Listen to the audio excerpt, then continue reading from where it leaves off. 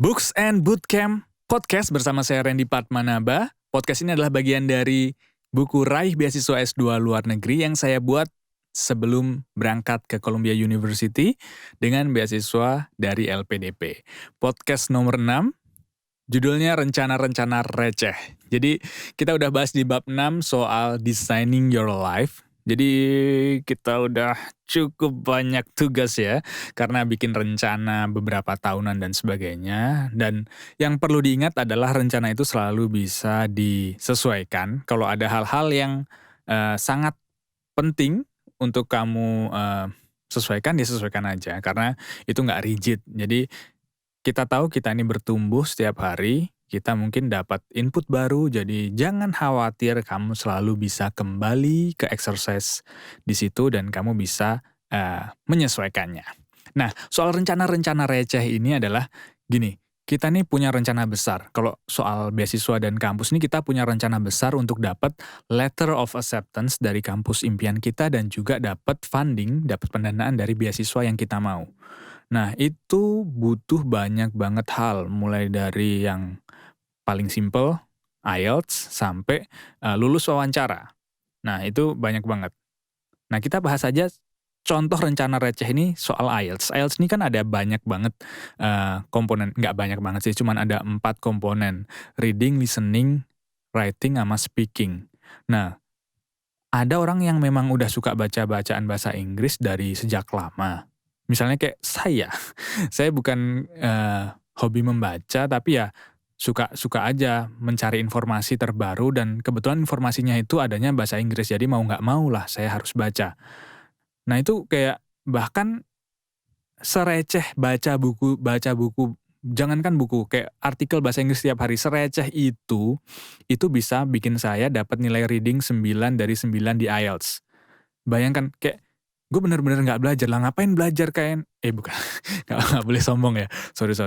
Jadi kan itu kayak udah daily activities kita, kan memang yang mau diukur adalah skill kita. Kalau kita reading tiap hari, sereceh bacaan satu artikel di Economist setiap hari, satu bacaan Harvard Business Review setiap hari, kalaupun belum mampu baca dengan kosakata yang kayak gitu, ya bacaan apapun lah, kayak yang paling gampang tuh sebenarnya kayak baca di BBC Learning English. Itu mulai dari listening, reading, disesuaikan dengan levelnya. Nah itu baca aja sedikit tiap hari, bisa nanti dapet tuh nilai berapa, kayak 8, 9, terserah. Itu modalnya cuma baca, receh banget kan baca juga. Nah tapi kalau speaking, misalnya kita nggak pernah ngomong sama sekali, kayak gue udah lama banget nggak ngomong, ketika gue mau speaking, dan gue nggak dapat 9 sih, cuma dapat 7,5. Nah itu tuh yang gue lakukan adalah ketika ada kesempatan ngopi bareng teman yang agak ambis sih. Sebenarnya gue juga kalau nggak dipaksa dia ngobrol bahasa Inggris, gue nggak ngomong bahasa Inggris. Jadi untung teman saya yang ambis itu, halo Bang Ogi, terima kasih sudah ambis dan ngajak saya ngomong bahasa Inggris. Nah setiap kali ngomong kayak gitu berarti kan kayak lidah kita mulai dibiasakan ngomong bahasa Inggris. Tapi gue juga sadar kalau nggak setiap hari gue ketemu sama si abang itu. Jadi yang gue lakukan adalah bikin rencana-rencana receh. Sereceh apa? Ngomong sendiri di depan cermin 5 menit setiap pagi habis mandi. Ya udah ngomong aja kayak 5 menit tiap hari, kayak itu nggak bakalan membuat lu terlambat kecuali lu bangunnya udah kesiangan ya. Jadi sereceh itu bisa bikin nilai IELTS lu meningkat. Jadi kita kadang mikirnya, susah banget ya dapat beasiswa S2, susah banget ya dapat kampus yang sesuai dengan impian kita.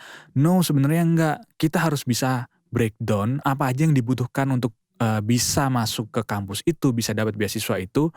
Terus kita breakdown lagi apa actionable plan,